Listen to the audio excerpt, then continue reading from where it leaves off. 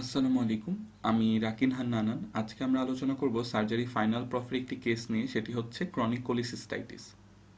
তাহলে আমরা প্রথমেই শুরু করছি যে ক্রনিক কোলিসিস্টাইটিস নিয়ে আমাদের যে হিস্ট্রিটা লিখতে হয় এবং প্রেজেন্ট করতে হয়, সেখান থেকে আমাদের কিছু পয়েন্টস নিয়ে। তো আমরা চিফ কমপ্লেন্টসে নর্মালি লিখব যে recurrent pain in right upper abdomen for এত ইয়ার্স এবং অকেশনাল ভমিটিং এবং ফিভার। কারণ ক্রনিক কোলিসিস্টাইটিস এতই কমন যে একদম আমাদের এরকম পিকুলিয়ার প্রেজেন্টেশন দেখলে আমরা মোটামুটি ক্রনিক কোলিসিস্টাইটিস ধরে নিই। তাহলে এই ক্ষেত্রে আমাদের কি খেয়াল রাখতে হবে? আমরা যখন হিস্ট্রি অফ প্রেজেন্ট ইলনেসটা ইলাবোরেট করবো, তখন আমরা প্রথমেই পেনটাকে খুব ভালোভাবে ডেসক্রাইব করব। হ্যাঁ, পেনটাকে ডিসক্রাইব করার জন্য আমাদের কি কি পয়েন্টস থাকা দরকার সেটা আমাদের পরবর্তী স্লাইডগুলোতে আছে। তো আমি সেটা নিয়ে কথা বলছি না এখন, একটু পরে আমরা জানতে পারবো। কিন্তু ফার্স্ট অফ অল যেটা আমাদের এখানে খেয়াল করতে হবে যে আমরা কিন্তু চিফ কমপ্লেন্টসের রিকারেন্ট পেন কথাটা থাকলেও আমরা অনেক সময় হিস্ট্রিতেই বলা করি যে the according to the statement of the patient he was reasonably well 1 years ago, but now he has experience recurrent upper abdominal pain. কিন্তু এই জায়গায় কিন্তু আমরা হিস্ট্রি অফ প্রেজেন্ট ইলনেসের রিকারেন্ট আপার অ্যাবডোমিনাল পেন বলবো না। এখানে আমরা 1 year সে আগে ভালো ছিল, কিন্তু তারপরে সে ফার্স্ট পেনটা হলো সে ফিল করছে, তো ওইটা কিন্তু রিকারেন্ট না। আমাদের রিকারেন্টটা হিস্ট্রি অফ প্রেজেন্ট ইলনেসে নিয়ে আসতে হবে যে কেন এটাকে আমরা রিকারেন্ট বললাম। তো সেই জন্য আমরা পেইনটাকে ডিসক্রাইব করার পরে আমরা বলবো যে ওভার দ্য টাইম, মানে এই 1 বছরের মধ্যে he had multiple attacks of such pain. আমরা যখন এই লাইনটা অবশ্যই ইনক্লুড করব, তাহলে আমাদের ওই যে রিকারেন্ট পেইন আমরা বলতেছি সেটা জাস্টিফাই হবে। অনেকে আবার এখানে বলে এতবার হয়েছে, কিন্তু আসলে এটা এত মানে মাল্টিপল টাইম হয় এবং সেটা কিন্তু আসলে বোঝা যায় না। এবং একটা সময় আমরা এখানে লিখি যে pain was at first colicky then it becomes dull. তো ওই সময়েও আরেকটা পেন নিয়ে প্রশ্ন করে যে কেন এটা আগে কলিকি ছিল কিন্তু এখন ডাল হয়ে গেল। এটার অ্যান্সারটা হচ্ছে যে ক্রনিক কোলিসিস্টাইটিসের কারণে ক্রনিক ইনফ্লামেশন থাকে এবং ক্রনিক ইনফ্লামেশনের কারণে এটাকে সাবসাইড করতে গিয়ে গল ব্লাডার মানে আমাদের যে সারাউন্ডিং আমাদের মাসেল লেয়ারটা আছে সেটা কিন্তু ফাইব্রোসড হয়ে যায়, এবং ফাইব্রোসড হয়ে যাওয়ার কারণে সেটার আর কলিকি পাওয়ারটা থাকে না। তাইলে ওটা তখন হয়ে যায় আমাদের ক্রনিক একটা ডাল একিং পেইন হয়ে যায়। আচ্ছা, তারপর আমরা ভমিটিং কে হলো ডিসক্রাইব করবো। ভমিটিং এর নর্মালি আমরা এই দুইটা পয়েন্ট রাখবো যে বাইল স্টেন থাকে এবং বেটারিং টেস্ট থাকে। এটা পেশেন্ট আমাদেরকে কমপ্লেন করবে। এবং এখানে আমরা অবশ্যই উল্লেখ করবো যে নো হিস্ট্রি অফ ইচিং। কেন? কারণ যদি হিস্ট্রি অফ ইচিং থাকে তাহলে সেটা অবস্ট্রাকটিভ জন্ডিসের দিকে চলে যাবে। Fever associated with attack of pain. এরপরে পাস্ট হিস্ট্রিতে অনেক সময় আমরা দেখবো যে একটা পেশেন্ট প্রিভিয়াসলি কোলিসিস্টেক্টমি করা ছিল।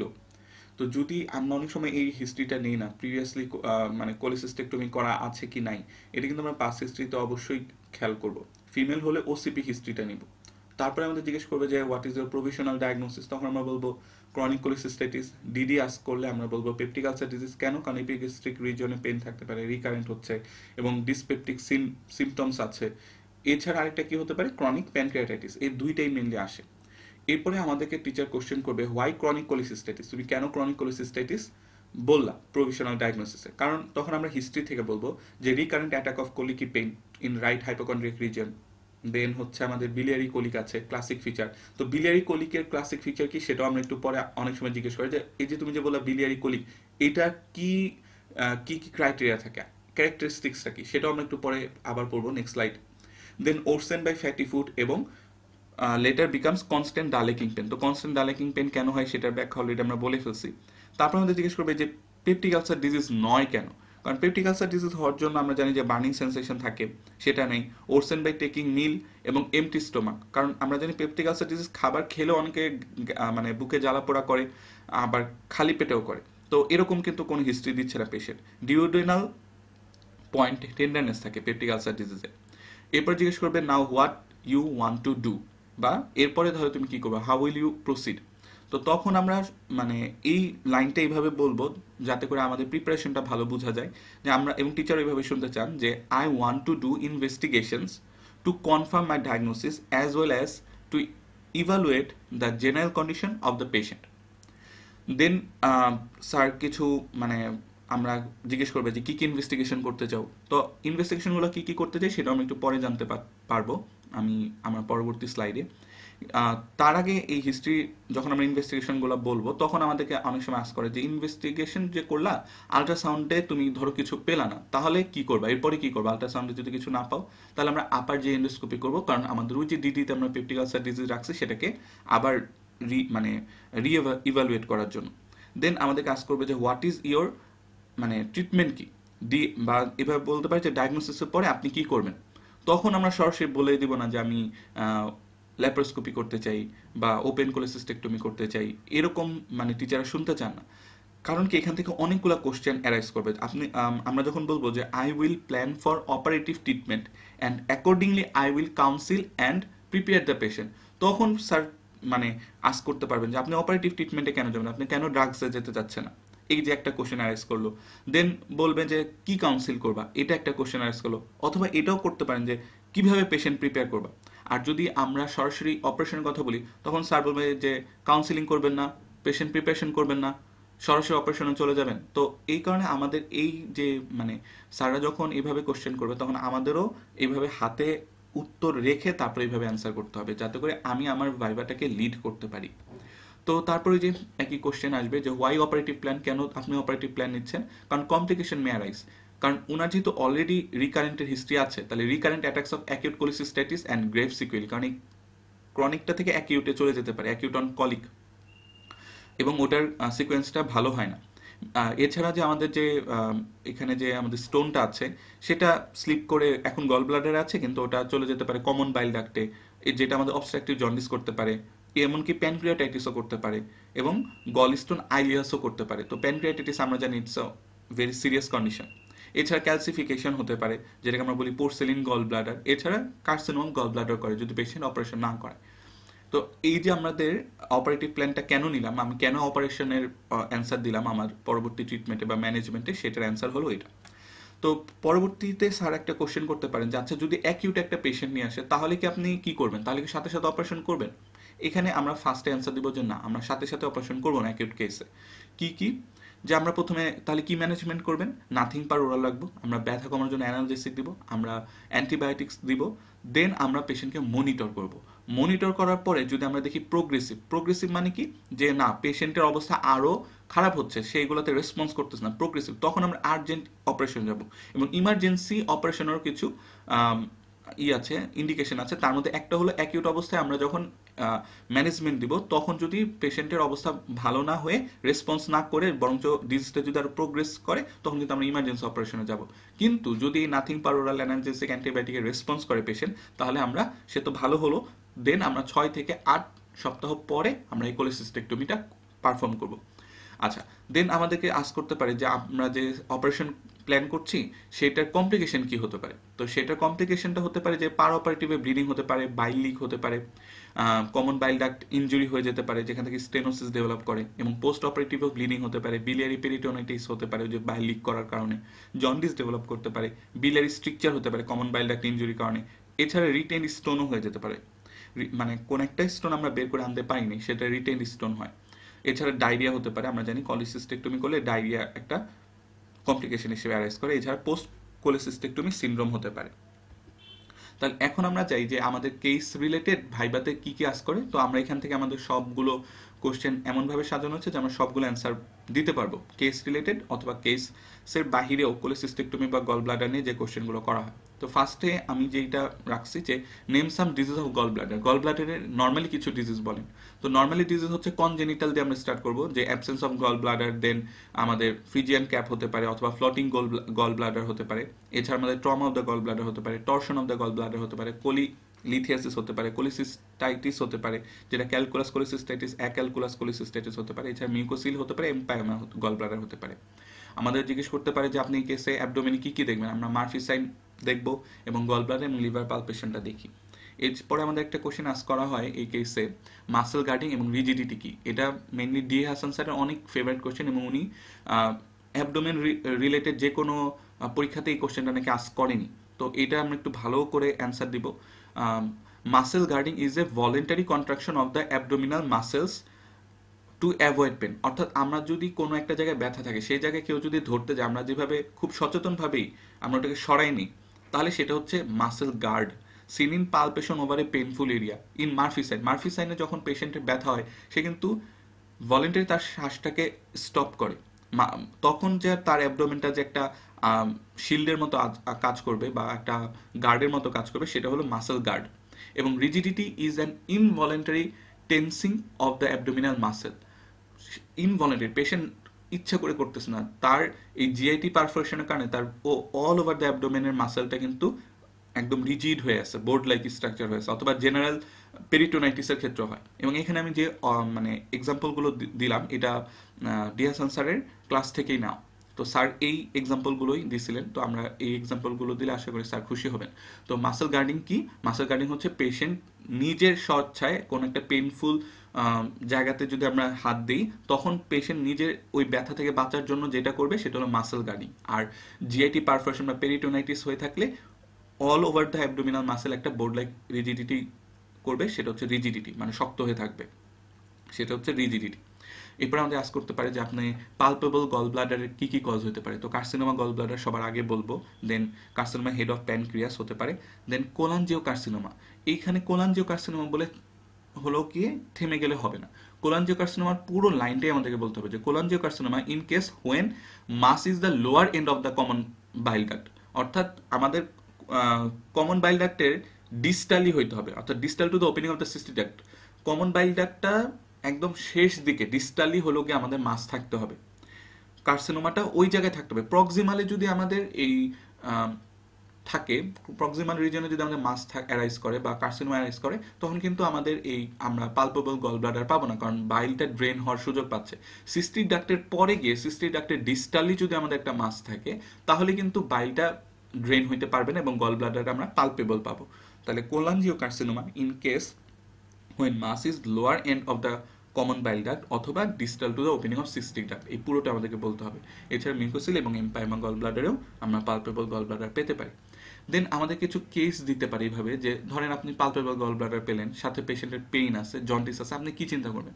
তাহলে আমাদের পেইন এবং জন্ডিস আছে, পালপেবল গল ব্লাডারও পাওয়া যাচ্ছে, তাহলে ডাবল ইমপেকশন অফ স্টোন একটা মানে কারণ হবে। এটার আমরা ডায়াগনোসিসে বলবো কজ হতে পারে ডাবল ইমপেকশন অফ স্টোন। আমরা স্টোন ইন আলট্রা মানে সাউন্ড যদি আমরা করি, তখন আমরা একটা স্টোন পাবো কমন বাইল ডাক্টে এবং আরেকটা পাবো আমরা সিস্টিক ডাক্টে। তখন আমাদের যে পালপেবল গল ব্লাডারের সাথে আমরা এই পেন এবং জন্ডিস মানে আমরা নিয়ে আসতে পারি, যে একটা কজ হলো double impaction of stone. Palpable gall bladder no pain, কোনো পেন নেই কিন্তু জন্ডিস আছে, আচ্ছা তখন কিন্তু আমরা স্টোনের কথা বলবো, কারণ স্টোন থাকলে ইনফ্লামেশন হবে। আমরা এই জিনিসগুলো একটু খেয়াল করবো, স্টোন থাকলে অবশ্যই অবশ্যই ইনফেকশন হবে এবং ইনফেকশন ইনফ্লামেশনের কারণে পেইন থাকবে। কিন্তু আমাদের যখন আমরা নো পেন বলে দিবে, তখন কিন্তু এটা আর স্টোনের কারণে না, কারণ ইনফ্লামেশন নাই, এই কারণে কোনো পেন থাকবে না। তাহলে তখন কজ হবে কি কার্সিনোমা হেড অফ প্যানক্রিয়াস। এছাড়া cholangiocarcinoma at the lower end of the common bile duct. আচ্ছা এখানে একটা কোশ্চেন অ্যারাইজ করতে পারে যে আমরা ইনফ্লামেশনের পেইন, ইনফ্লামেশনের কারণে পেইন আছে, তো স্টোন থাকলেই কেন পেইন থাকবে বা স্টোন থাকলেই কেন ইনফ্লামেশন থাকবে? এবং এই স্টোনটা কোথায় আছে দেখেন, এই স্টোনটা কিন্তু আছে আমাদের বাইল ডাক্টে এবং সিস্টিক ডাক্টে। তাহলে গল ব্লাডারে যদি আমাদের স্টোন থাকে, তাহলে কি আমাদের এই পালপেবল গল ব্লাডার কিন্তু হচ্ছে না, খেয়াল করে, তখন পেইন হবে কিন্তু পালপেবল গল ব্লাডার থাকে না। আবার palpable gall bladder plus pain, তখন কিন্তু আমার ডাক্টে স্টোন।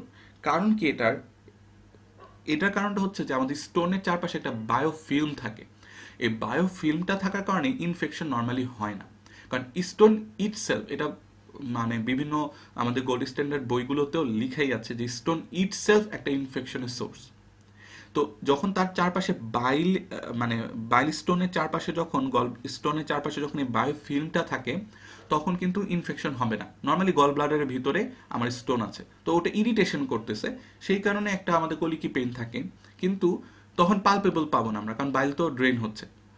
কিন্তু যখন আমাদের এই ডাক্টের মধ্যে চলে আসছে স্টোনটা, তখন আমাদের অবস্ট্রাকশন হয়ে গেছে, বাইল ড্রেন করতে পারতেছে না, স্টেসিস হচ্ছে, পালপেবল গল ব্লাডার পেলাম। ইনফ্লামেশন কেন হচ্ছে? কারণ ওই ডাক্টের মধ্য দিয়ে যাওয়ার সময় আমাদের এই বায়োফিল্মটা মানে ছড়ে যায় বা নষ্ট হয়ে যায়, এবং তখন ইনফেকশনটা হয়, তখন ইনফ্লামেশনটা হয়, এবং আমাদের এই যে অবস্ট্রাকশনের কারণে জন্ডিসটা হচ্ছে। তাই আমরা এই তিনটা ট্রায়াল যখন দেবো, তখন আমরা ডাবল ইনফেকশন অফ স্টোনের কথা বলবো।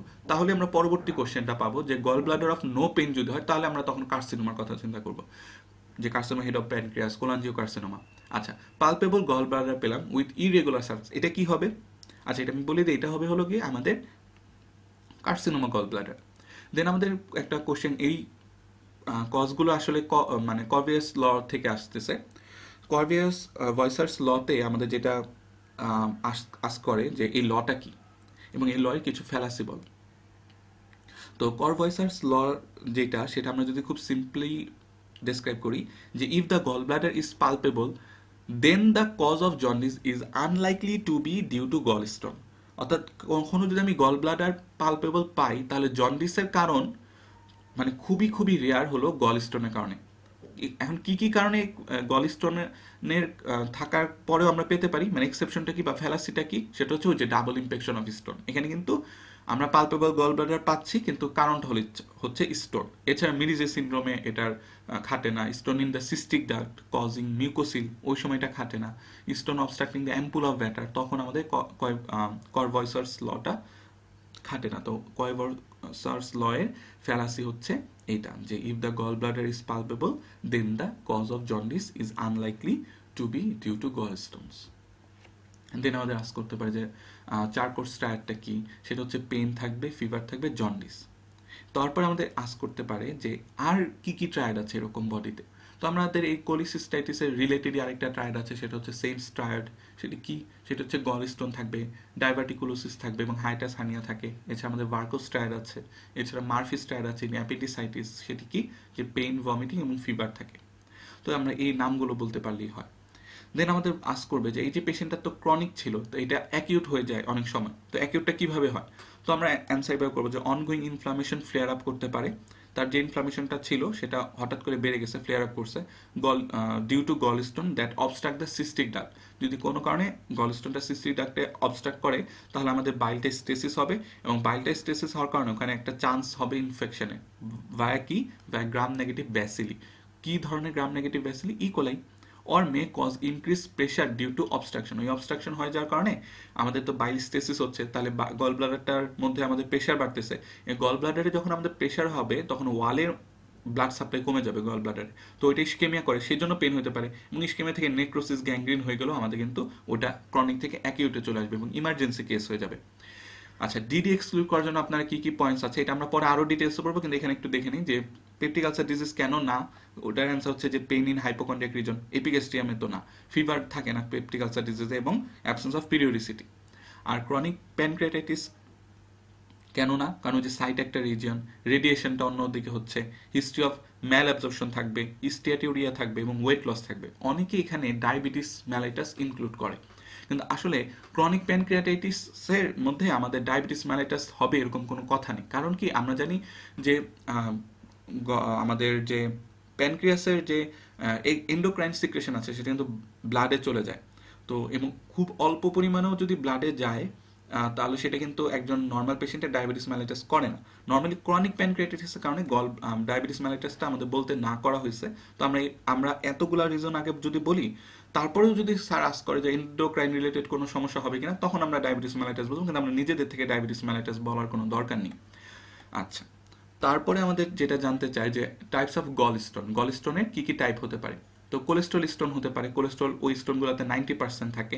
এছাড়া মিক্সড স্টোন হতে পারে, যেখানে হলো কোলেস্ট্রলের সাথে বাইল অ্যাসিড এবং পিগমেন্টস হতে পারে, অথবা কোলেস্ট্রলের সাথে ফসফোলিপিড থাকতে পারে, অথবা কোলেস্ট্রলের সাথে ক্যালসিয়াম সল্ট মিলেও মিক্সড স্টোন তৈরি করতে পারে। এছাড়া পিগমেন্ট স্টোন হতে পারে, ওই পিগমেন্ট স্টোনগুলোতে কোলেস্ট্রলের মাত্রা 30%-এর নিচে থাকে। তো যদি ব্ল্যাক হয়, তাহলে আমরা ডিউ টু হিমোলাইসিস, আর পিগমেন্ট স্টোন যদি ব্রাউন কালারের হয়, তাহলে এটা হতে পারে ডিকনজুগেশন অফ বিলিরুবিনের কারণে হইতে। কমপ্লিকেশন অফ স্টোনে কমপ্লিকেশনটা আমাদের রিটেনেরও কোশ্চেন এবং অনেক বেশি আসে, ভাইভাতেও আস করে। তাহলে আমরা তখন এইভাবে সেগমেন্ট করে বলবো, ইন দ্য গল ব্লাডারে যদি স্টোন থাকে, তাহলে সাইলেন্ট থাকতে পারে, কোনো সাইন সিমটম করবে না। এছাড়া অ্যাকিউট কোলিসিস্টাইটিস হতে পারে, যেটা পরবর্তীতে আমাদের গ্যাংগ্রিন এবং পারফরেশনে যাবে। ক্রনিক কোলিসিস্টাইটিস করতে পারে, মিউকোসিল করতে পারে, কার্সিনোমা অফ গল ব্লাডার করতে পারে। তো গল ব্লাডারের কজগুলো শেষ। দেন আমরা বলবো ইন সিবিডি মানে কমন বাইল ডাক্ট এবং প্যানক্রিয়াসে কি কি সমস্যা করতে পারে, অবস্ট্রাকটিভ জন্ডিস, কোলাঞ্জাইটিস এবং প্যানক্রিয়াটাইটিস করতে পারে, এবং ইন্টেস্টাইনে আমাদের গল স্টোন আইলিয়াস করতে পারে। দেন আমাদের বলবে গল স্টোন আইলিয়াসটা কি। এই গল স্টোন আইলিয়াসটা হচ্ছে, এখানে কিন্তু আইলিয়াস মানে ইলিয়াম মানে ওভাবে মিন করতেছে না, ইলিয়ামই হয়। গল স্টোন আইলিয়াসটা অবস্ট্রাকশন কিন্তু ইলিয়ামই করে। আচ্ছা যাই হোক, তো আইলিয়াসটা কি মিন করতেছে? আইলিয়াস মিন করতেছে নন মেকানিক্যাল অবস্ট্রাকশনকে। নন মেকানিক্যাল অবস্ট্রাকশন টা কি? নন মেকানিক্যাল অবস্ট্রাকশন হচ্ছে যে আমাদের এখানে কোনো মানে টর্শনের কারণে বা ভলভোলাসের কারণে অবস্ট্রাকশনটা হয়নি। তো এখানে আমাদের প্রথমে কি হয় যে আমাদের স্টোনটার কারণে একটা কোলিসিস্টো এন্টেরিক ফিস্টুলা ডেভেলপ করে। গল ব্লাডারটা আর ইন্টেস্টাইনের মধ্যে একটা ফিস্টুলা ডেভেলপ করে। তো আমরা এইভাবে বলবো যে কখন করবে, এটা সবসময় করবে না। স্টোনটা যদি 2.5 সেন্টিমিটারের বেশি হয় তাহলে আমাদের এই ফিস্টুলাটা ডেভেলপ করবে, এখান থেকে ইম্প্যাকশন হবে, স্টোনটা আটকে যাবে এবং স্মল বাউল অবস্ট্রাকশন হবে। কোথায় হয়? Normally at the site of Meckel's ডাইভার্টিকুলামে হয়, কারণ এটা সবচেয়ে ন্যারোয়েস্ট পার্ট। এছাড়া ইলিওসিক্যাল ভালভে হতে পারে, অথবা ইলিওসিক্যাল ভালভ থেকে 60 সেন্টিমিটার উপরের দিকে হতে পারে আমাদের এই অবস্ট্রাকশনটা। নর্মালি স্টোন অ্যাম্পুল অফ ভ্যাটার দিয়ে আসার কথা। আচ্ছা, নর্মালি স্টোন যদি আসেও মানে আমাদের ইন্টেস্টাইনে, তাহলে ওটা কিন্তু অ্যাম্পুল অফ ভ্যাটার দিয়ে নর্মালি আসে, যেটা অবস্ট্রাকশন করে না, কারণ এই অ্যাম্পুল অফ ভ্যাটার দিয়ে আসতে হলে 2.5 সেন্টিমিটার চাইতে ছোট হইতে হয় স্টোনটাকে। কিন্তু 2.5 সেন্টিমিটার বড় যখন হবে তখন এটা এইভাবে ফিস্টুলা করে আসবে, কারণ অ্যাম্পুল অফ ভ্যাটার দিয়ে যেতে পারবে না, এবং আসার পরে ওটা এই টার্মিনাল পার্ট অফ দ্য আইলিয়ামে আমাদের অবস্ট্রাকশন করবে। আচ্ছা, এখন অবস্ট্রাকশন যখন যদি আমাদের করে তখন আমাদের একটা ট্রায়াড পাবো, যেটাকে আমরা বলি রিগলার স্টার্ট। এই রিগলার স্টার্টে আমাদের কি হয়? নিউমোবিলিয়া পাওয়া যায়, কারণ এখানে আমাদের এই ফিস্টুলা হওয়ার কারণে এখান থেকে যে গ্যাস আছে, গ্যাসটা গল ব্লাডারে চলে যায়, বিলিয়ারি ট্র্যাক্টে চলে যায়, তো ওইটাকে বলা হচ্ছে নিউমোবিলিয়া। এছাড়া রেডিও ওপেক আমরা শ্যাডো পাবো ইন দ্য গলস্টোন, ইমেজিং করলে আমরা রেডিও ওপেক একটা ইমেজিং পাবো, আর স্মল বাউল অবস্ট্রাকশন পাবো। এই তিনটাকে মিলে বলা হয় রিগাল স্টার্ট। স্টোন যদি ডিস্টালি না এসে প্রক্সিমাল, আচ্ছা এখানে একটা কোশ্চেন, যে স্টোনটা যদি এদিকে না আসে, যদি আমাদের স্টোমাকে চলে যেত, মানে ডিস্টালি না আসে যদি প্রক্সিমালি স্টোমাকে চলে যেত, তাহলে কি সিমটম হতো? গলস্টোন আইলেসের পরিবর্তে তখন আমরা এটাকে কি বলতাম? এটা আমরা তখন বলবো বউভিরাট সিনড্রোম বলা হয়। তো এটা নর্মালি আস্ক করে না, বাট তো আমরা জেনে রাখলাম যদি প্রক্সিমালি চলে যায় তাহলে ওটাকে কি বলা হয়। দেন আমাদের ওই যে ওখানে আমরা মানে কোশ্চেন অ্যান্সার রেখে আসছিলাম যে কিভাবে পেশেন্টকে প্রিপেয়ার করব। তো স্যার যদি আস করে যান সামনে বলেন কাউন্সিলিং, তো কাউন্সিলিংয়ে কী কী ওই যে কমপ্লিকেশন, গলস্টোনের কমপ্লিকেশনগুলো বলবো, বা অপারেশন না করালে কী কী হবে, আমি অপারেটিভ মেজারমেন্ট কেন নিতে চাচ্ছি, সেটার অ্যান্সার হবে কাউন্সিলিংয়ে, যে আমাদের এই কমপ্লিকেশন অ্যারেজ করতে পারে এবং আমরা এই কারণে অপারেশন করতে যাচ্ছি। আর দেন প্রিপারেশন কি সেটা আস করলে আমরা বলবো অ্যাডিকুয়েট হাইড্রেশন রাখবো রেনাল ফেলিওর প্রিভেন্ট করার জন্য, প্লেন্টি অফ গ্লুকোজ দিব ওরাল এবং প্যারেন্টেরালি। পেশেন্টকে আমরা যদি ভিটামিন কে ইনজেকশন দিব, মানে সিমিলার টু অবস্ট্রাকটিভ জন্ডিস আমরা যে যে প্রিপারেশনগুলো নিই সেগুলোই। টু কারেক্ট প্রথম মিন টাইম ভিটামিন কে আমরা 10 মিলিগ্রাম দিব আইভিতে for 3 to 5 days prior to the operation, এবং অ্যান্টিবায়োটিক্স দিব টু প্রিভেন্ট ইনফেকশন। তো এই চারটা প্রিপারেশন আমরা প্রি অপারেটিভ প্রিপারেশনে নেই। দেন আমাদের একটা কোশ্চেন করে ক্যালোটস ট্রায়াঙ্গেলের বাউন্ডারি নিয়ে এবং কন্টেন্ট নিয়ে। তো ক্যালোটস ট্রায়াঙ্গেলের বাউন্ডারিটা কি? মিডিয়ালি আমরা যদি দেখি, এটা মিডিয়াল সাইড বডির, তো মিডিয়ালি আমাদের কি থাকবে? মিডিয়ালি থাকবে আমাদের right hepatic duct, right hepatic duct থাকতে পারে, কিন্তু ম্যাক্সিমাম ক্ষেত্রে আমাদের কমন হেপাটিক ডাক্টই থাকে। তো রাইট হেপাটিক ডাক্ট এবং কমন হেপাটিক ডাক্ট দুইটাই থাকতে পারে, কিন্তু ম্যাক্সিমাম সময় আমাদের কমন হেপাটিক ডাক্টটা থাকে। আর ইনফিরিও ল্যাটারালি আমাদের কি থাকবে? সিস্টিক ডাক্ট থাকবে। আর হচ্ছে আমাদের সুপিরিয়র ল্যাটারালি থাকবে হলো ইনফিরিয়র সারফেস বা inferior surface of the liver থাকে হলো আমাদের বাউন্ডারিতে। তাহলে আমাদের মিডিয়ালি থাকতেছে কে? কমন হেপাটিক ডাক্ট, অথবা রাইট হেপাটিক ডাক্টটাও থাকতে পারে। আমাদের ল্যাটারালি থাকতেছে ইনফিরিয়র ল্যাটারালি থাকতেছে হচ্ছে আমাদের সিস্টিক ডাক্ট, এবং সুপিরিয়র ল্যাটারালি থাকতেছে আমাদের inferior surface of the liver. তো এটা কন্টেন্ট কি? কন্টেন্ট হচ্ছে আমাদের সিস্টিক ভেসেল। আমরা অপারেশনের ক্ষেত্রে নিউমোপেরিটোনিয়াম কি দ্বারা করি? কার্বন ডাইঅক্সাইড গ্যাস দ্বারা করি। আচ্ছা, ল্যাপারোস্কোপিক আমরা যে বলবো যে আমাদের আপনি কি করতে চান, কোন অপারেশনটা করতে চান, আমরা ল্যাপারোস্কোপিক কোলিসিস্টাইটিক করতে চাই, কোলিসিস্টেকটমি করতে চাই, ল্যাপারোস্কোপিক কোলিসিস্টেকটমি করতে চাই, তো ওইটার পোর্টস নিয়ে আমাদের আস করে। আচ্ছা, তো পোর্টসগুলো কি কি করি? আমরা 4টা পোর্ট করি। এর মধ্যে আমাদের আম্বিলিকাল পোর্ট থাকে 10 মিলিমিটার, এটা দিয়ে আমরা কি কি দিই? এটা দিয়ে আমরা লাইট দিই, এবং আমরা ক্যামেরা বলে অনেক সময়, না আমরা অ্যান্সারটা ক্যামেরা বলবো না, কারণ এটাতে ক্যামেরা দেওয়া হয় না, এটা দেওয়া হয় টেলিস্কোপ অথবা ল্যাপারোস্কোপ দেওয়া হয়। তো ওয়ার্ডগুলো বলার সময় আমরা খুব খেয়াল করে বলবো, এবং কার্বন ডাইঅক্সাইড গ্যাস দ্বারা এখানে আমাদের নিউমোপেরিটোনিয়ামটা করা হয়। এপিগ্যাস্ট্রিক পোর্ট দিয়ে আমাদের অপারেশনটা কন্ডাক্ট করা হয়। এবং আরেকটা যেটা আছে যে রাইট হাইপোকন্ড্রিয়াক রিজনে, যেটা ওইটা কিন্তু 5 মিলিমিটার। তো আমাদের এই রাইট হাইপোকন্ড্রিয়াক রিজনে আর এপিগ্যাস্ট্রিক যে দুইটা পোর্ট, একটা 10 মিলিমিটার, একটা 5 মিলিমিটার, এটাই মেনলি আমাদের ওয়ার্কিং পোর্ট। আর এখানে আরেকটা রাইট ইলিয়াক ফোসাতে আরেকটা পোর্ট করা হয়, এটাও 5 মিলিমিটার। এটা দ্বারা হলো আমাদের ফান্ডাস অফ দ্য গল ব্লাডারকে হোল্ড করে রাখা হয়। ফান্ড অফ দ্য গল ব্লাডার্সকে হোল্ড করে রাখা এবং লিভারটাকে ট্র্যাকশন দেওয়া হয়। আচ্ছা, দেন আমাদের যে গল ব্লাডারটা আমরা মানে আলাদা করলাম সেটা আমরা এক্সট্র্যাক্ট করব কিভাবে? আমরা এক্সট্রাকশন অফ রিসেক্টেড গল ব্লাডার করি কোন পোর্ট দিয়ে? নর্মালি আমরা বলি যে আমাদের আম্বিলিকাল পোর্ট দিয়ে মেনলি করা হয়, সবচেয়ে বেশি বা কমনলি আম্বিলিকাল পোর্ট দিয়ে করা হয়। তখন স্যার প্রশ্ন করতে পারে যে রাইট হাইপোকন্ড্রিক দিয়ে কি করা যায়? অ্যান্সার হলো হ্যাঁ যায়। তাহলে রাইট হাইপোকন্ড্রিক দিয়ে করা যাবে অথবা আম্বিলিকাল পোর্ট দিয়ে করা যায়। মেনলি বা কমনলি আমরা আম্বিলিকাল পোর্ট দিয়ে করি। এখন প্রশ্ন হচ্ছে আমরা ওপেন এবং ল্যাপ্রোস্কোপির মধ্যে ভালো কোনটা? অবশ্যই ল্যাপ্রোস্কোপি। কেন? কারণ প্রথম অ্যান্সার হবে এটা গোল্ড স্ট্যান্ডার্ড। ফার্স্ট আমরা অ্যান্সার এটা দিব, গোল্ড স্ট্যান্ডার্ড। দেন হচ্ছে আমাদের less pain, less hospital stay থাকে, কসমেটিক পারপাস আছে এবং early return to the work আছে। তো এই কারণে আমাদের এটাই ভালো সবচাইতে বেশি। How cholesterol stone form? Cholesterol স্টোনটা কিভাবে ফর্ম করে বা নর্মালি আমাদের জানতে চাইতে পারে যে স্টোনগুলো কিভাবে ফর্ম করে। তো আমরা অ্যান্সার দেবো যে প্রথমত মেটাবলিক কারণ আছে, স্টেসিস একটা কারণ এবং ইনফেকশন একটা কারণ। মেটাবলিক কারণে আমরা নর্মালি জানি যে কোলেস্টেরল এবং বাইল সল্টের নর্মাল রেশিওটা থাকে 1:25। কিন্তু কোনো কারণে যদি আমাদের এই কোলেস্টেরলের মানটা বেড়ে যায় তাহলে বাইল বিকামস লিথোজেনিক। তো রেশিও যদি আমাদের কোনো কারণে কোলেস্ট্রল এবং বাইলের রেশিও যদি 1:13 এর নিচে চলে আসে তখন এটা একটা প্রিসিপিটেশন ফ্যাক্টর হিসেবে কাজ করে কোলেস্ট্রল স্টোন ফর্মেশন। তো আমরা যদি অ্যান্সারগুলো এইভাবে দিই স্যারা খুবই খুশি হবেন। এছাড়া স্টেসিসের কারণে হতে পারে আমাদের স্টোন ফর্ম করতে পারে।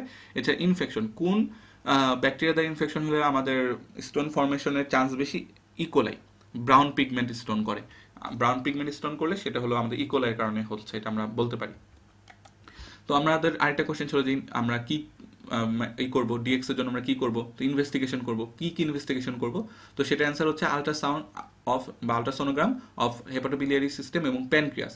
তো গল ব্লাডারকে আমরা কিভাবে কিরকম পাবো? যেহেতু আমরা ক্রনিক কোলিসিস্টাইটিস পড়তেছি, তো ক্রনিক কোলিসিস্টাইটিস আমরা গল ব্লাডারের ফাইন্ডিংসগুলো এইভাবে বলবো যে থিক অ্যান্ড ওয়াল পাবো, সাইজটা ছোট হয়ে যাবে, স্টোন ইন গল ব্লাডার পেতে পারি। তো ওইটার ডেসক্রিপশনটা কিভাবে বলবো? Bright echogenic structure, casting with posterior acoustic shadow. এছাড়া আমি স্টোন সাইজ সম্পর্কে জানতে পারি, position of the fundus of the neck, gall ব্লাডারের ফান্ডাস এবং নেকের অবস্থান সম্পর্কে আমরা জানতে পারি। দেন আমরা লিভার ফাংশন টেস্ট করব, এলপি, সিরাম বিলিরুবিন, এসজিপিটি এগুলো দেখব। দেন আমরা সেরাম লাইপেজও করব। ক্রনিক প্যানক্রিয়াটাইটিস এক্সক্লুড করার জন্য আমাদের সেরাম লাইপেজ, এটা অনেকে বলে না কিন্তু এটা ডি হাসান স্যারের মানে ক্লাসে সেরাম লাইপেজ ছিল। আর এছাড়া আমাদের ইনভেস্টিগেশন করব জেনারেল ফিটনেসের জন্য।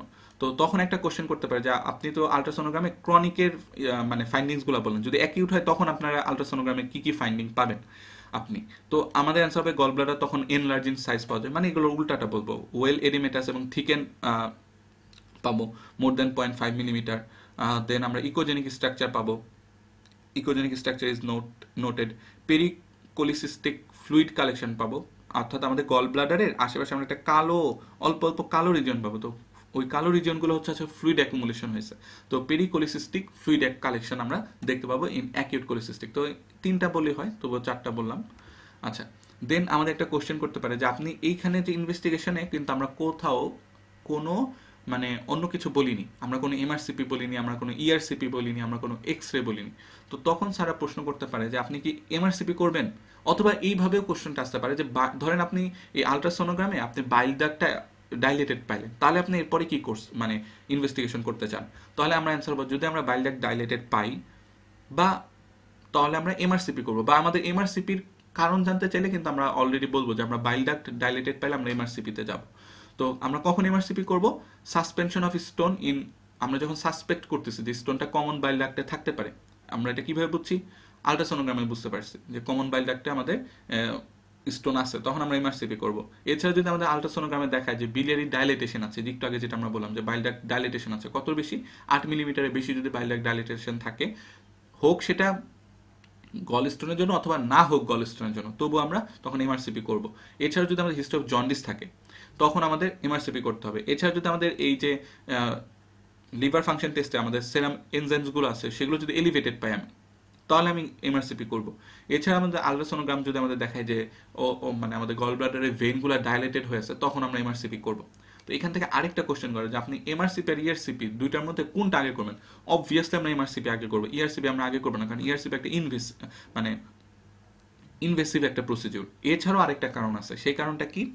সেই কারণটা হচ্ছে আমরা যখন কমন বাইল ডাক্টের ভিতর দিয়ে ইআরসিপি করতে যাব, তখন আমাদের এই অবস্ট্রাকশনের কারণটা যদি স্টোন না হয়, আশেপাশের কোনো লিম্ফ নোড দিয়ে আমাদের এক্সটার্নালি এটা অবস্ট্রাকশন মানে কমন বাইল ডাক্টের উপর প্রেশার হওয়ার কারণে কমন বাইল ডাক্টটা ড্রেন করতে পারতেছে না, দ্যাটস ওয়াই কমন বাইল ডাক্টটা যদি ডাইলেটেড হয়ে থাকে, তখন কিন্তু সেগুলো আমরা এক্সক্লুড করতে পারবো না। সেটা কি হেড অফ দ্য মানে প্যানক্রিয়াসের কার্সিনোমার কারণে অবস্ট্রাকশনটা হওয়ার কারণে কমন বাইল ডাক্ট ডাইলেটেড হয়ে আছে নাকি কোনো লিম্ফ নোড, এটা কিন্তু আমরা জানতে পারবো না, কিন্তু এমআরসিপি দিয়ে কিন্তু আমরা এটা জানতে পারি। তো এই কারণে আমরা এমআরসিপি আগে করব। আচ্ছা, এরপরে আমাদেরকে কোশ্চেন করতে পারে যে আমরা সিটি স্ক্যান দিয়ে আপনারা কি দেখেন, সিটি স্ক্যান কি করা লাগে? হ্যাঁ, করা লাগতে পারে। সারাউন্ডিং স্ট্রাকচার দেখার কারণে, লিম্ফ নোডের অবস্থা দেখার কারণে, প্যানক্রিয়াসের অবস্থা দেখার জন্য আমরা করতে পারি। আর এছাড়া যদি বলে যে এক্স রে যদি করো, এক্স রে দিয়ে কি দেখতে পারবো? এক্স রে দিয়ে আমরা রেনাল স্টোন থাকে কিনা এটা আমরা দেখি। এছাড়া প্যানক্রিয়াটিক ডাক্টের স্টোন থাকলেও আমরা দেখতে পারি। এক্স রে নিয়ে আমরা একটু পরে আবার ডিটেলসে পড়বো, তাই এখানে অত কিছু বলতেছি না। এমফাইসেমেটাস কোলিসিস্টাইটিস বলতে কি বোঝো? এমফাইসেমেটাস কোলিসিস্টাইটিসটা কি, এটা একটা কোশ্চেন আসে। তো এটা হচ্ছে ইট ইজ এ মানে severe variant of acute cholecystitis. Acute cholecystitis একটা ভ্যারিয়েন্ট, সিভিয়ার ভ্যারিয়েন্ট। কেন হয়? Where infection occurs by clostridium perfringens. Clostridium perfringens হওয়ার কারণে এই আমাদের গল ব্লাডারের ভিতরে গ্যাস দেখা যায়। তো এটাই হচ্ছে আমাদের এমফাইসেমেটাস কোলিসিস্টাইটিস। তাহলে it is a severe variant of acute cholecystitis where infection occurs by clostridium perfringens characterized by presence of gas within the gall bladder. এবং এই যে আমরা যে গল ব্লাডার মধ্যে গ্যাস পাই, তখন আজ করতে পারে এটা এই সাইনটাকে কি বলে? আপনি এই সাইনটাকে কি বলবেন? গল ব্লাডারের মধ্যে যে গ্যাস পাচ্ছেন, এটা এই সাইনটাকে কি বলবো? এটাকে আমরা বলি শ্যাম্পেন সাইন। কারণ শ্যাম্পেনের গ্লাসের মধ্যে যখন শ্যাম্পেন ঢালে তখন এরকম বাবলের মতো গ্যাসগুলো থাকে। তো আমরা এক্স রে নিয়ে একটু পরে আবার আসতেছি ফেরত। তার আগে আমাদের একটা কোশ্চেন আছে যে describe a classical attack of biliary colic. ওই যে আমরা ফার্স্টে যেটা বলছিলাম যে পেনের ডেসক্রিপশনটা কিরকম হবে। তো ফার্স্ট পেনের বা প্রথম অ্যাটাকটার যে বিলিয়ারি কোলিক, সেটার ক্যারেক্টারিস্টিকটা কেমন হবে? তো আমরা এটা একটু এইভাবে বলবো যে acute onset of pain in right upper quadrant of abdomen, যেটা severe spasmodic in nature, may radiate to the back of the chest or tip of the shoulder, pain may last for few minutes to several hours, then pain is often precipitated by fatty meal. Attacks of pain are usually self-limiting but recur in an unpredictable manner. নিজে নিজে থেমে যেত, কিন্তু আবার কখন যে শুরু হবে সেটা প্রেডিক্ট করা যাচ্ছে না। Usually not associated with fever, বা মানে ফিভারের সাথে অ্যাসোসিয়েটেডও থাকতে পারে। তো এটা হচ্ছে আমাদের একটা ক্লাসিক বিলিয়ারি কোলিকের ক্যারেক্টারিস্টিক্স, এবং আমরা এই পয়েন্টগুলো এইভাবেই বলবো সিরিয়ালি। দেন ওই যে আমরা আসলাম এক্স রে কেন করব। তো এক্স রে অ্যাবডোমেন আমরা নর্মালি এই গল স্টোনের ক্ষেত্রে কোন পোশ্চারে করবো সেটাকে বলি যে ইরেক্ট পোশ্চারে করব। কেন করতেছি? To exclude renal stone, renal স্টোনকে এক্সক্লুড করার জন্য। অথবা আমাদের যদি কোনো পারফোরেশন থাকে তখন আমরা এটা বুঝতে পারবো, কারণ পারফোরেশন থাকলে যে গ্যাস থাকবে তখন আমরা শ্যাডো দেখতে পাবো। এছাড়া প্যানক্রিয়াটিক ক্যালকুলাই থাকে, অর্থাৎ প্যানক্রিয়াসে যদি মানে ক্যালসিফিকেশন থাকে, তাহলে আমরা কোন জায়গায় আমরা করতে পারবো, স্টোনটা দেখবো লোয়ার বর্ডার অফ L1 অথবা আপার বর্ডার অফ L2 তে আমরা এই স্টোনের শ্যাডোটা দেখতে পাবো। এছাড়া গ্যাস ইন গল ব্লাডার যদি থাকে, যেমন এমফাইসেমেটাস কোলিসিস্টাইটিসে আমরা এই এক্স রে দেওয়ার ওই গ্যাসটাতে দেখতে পাবো এবং শ্যাম্পেন সাইন পাবো। গ্যাস ইন বিলিয়ারি ট্রি, ওই নিউমোবিলিয়া হবে, পারফোরেশনের কারণে গ্যাস বিলিয়ারি ট্রিতে চলে গেছে, তো নিউমোবিলিয়া পাবো আমরা। তো এখানে একটা মানে আমি বেটার আন্ডারস্ট্যান্ডিং এর জন্য একটা ইনফরমেশন দিচ্ছি, সেটা হচ্ছে এই রেনাল স্টোন এবং গল স্টোন দুইটাকে আলাদা করব কিভাবে। তো দুইটাকে আলাদা করবো হলো, রেনাল স্টোনটা কিন্তু ল্যাটারাল ভিউ যদি নেই এক্স রেতে, ল্যাটারাল ভিউ নিব। তো ল্যাটারাল ভিউ নিলে একটা ইরেক্ট পোশ্চার তো নিব, আরেকটা ল্যাটারাল ভিউ নিব। এই ল্যাটারাল ভিউ নিলে স্পাইনাল কলামের সাথে যদি আমাদের স্টোন থাকে সেটা হলো রেনাল স্টোন, আর গল ব্লাডারটা তো অ্যান্টিরিয়র ওয়ালের দিকে থাকবে। তো স্পাইনাল কলামের সামনের দিকে যদি আমাদের স্টোন থাকে তাহলে ওটা হবে গল ব্লাডার স্টোন। আমরা একটু দেখি, এই যে যদি আমাদের এটা একটা ল্যাটারাল ভিউ, যদি আমাদের এই জায়গায় স্টোনটা আমরা পেতাম তাহলে এটা কি হতো? রেনাল স্টোন, কারণ কিডনি তো এই জায়গায় থাকবে, কিন্তু আমাদের গল ব্লাডারটা কিন্তু অ্যান্টেরিয়র অ্যাবডোমিনাল ওয়ালের দিকে আছে। তাহলে আমরা এই জায়গায় যদি স্টোন পাই তাহলে সেটা কিন্তু গল ব্লাডারের কারণে একটা স্টোন পাচ্ছি। আচ্ছা, তো তারপরে আমরা যেটা যাব সেটি হচ্ছে আমাদের আলট্রাসোনোগ্রামে আমরা আর কি কি দেখতে পাই। তো আলট্রাসোনোগ্রামে আমরা গল ব্লাডারের সাথে প্যানক্রিয়াসও দেখতে পাবো। আমাদের কমন বাইল ডাক্টে স্টোন পেলে কি করব? তো আমরা কমন বাইল ডাক্টে স্টোন পেলে কি করব, অথবা কখন আমি কমন বাইল ডাক্টটা এক্সপ্লোর করব অপারেশনে? নর্মালি আমরা ল্যাপারোস্কোপি করতেছি, তো তখন কি আমি কমন বাইল ডাক্ট এক্সপ্লোর করার ডিসিশন কখন নিব? যখন আমাদের জন্ডিস থাকবে, লিভার ফাংশন টেস্ট অ্যাবনর্মাল থাকবে, অথবা আমি কমন বাইল ডাক্টে স্টোন পাবো বা কমন বাইল ডাক্টটা ডাইলেটেড মনে হবে, তখন কিন্তু আমরা কমন বাইল ডাক্টটা এক্সপ্লোর করব। তো আমাদের এইটাই ছিল আমাদের এই রিলেটেড পড়া। তো আশা করি আমরা ক্রনিক কোলিসিস্টেটিস থেকে যে কোশ্চেনগুলো করা হয় সেগুলো আমরা প্রত্যেকটা আলোচনা করেছি। তো সবাইকে এতক্ষণ মনোযোগ দিয়ে ক্লাসটি করার জন্য ধন্যবাদ।